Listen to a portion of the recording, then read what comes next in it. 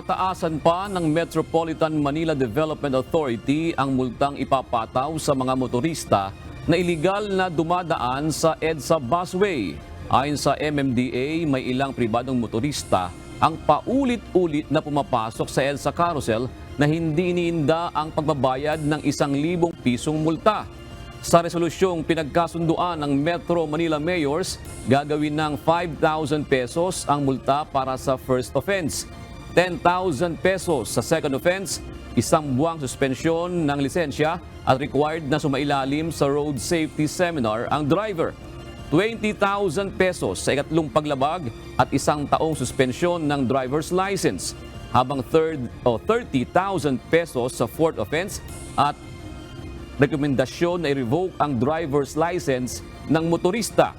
Sa ngayon, wala pang petsang inanunsyo ang MMDA kung kailan sisimulan ang implementasyon ng mas mataas na multa.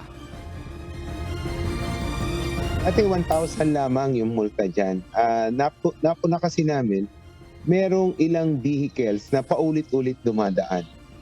So, willing sila na magbayad ng 1,000 pesos every time dahil nga po, afford nila na magbayad ng 1,000.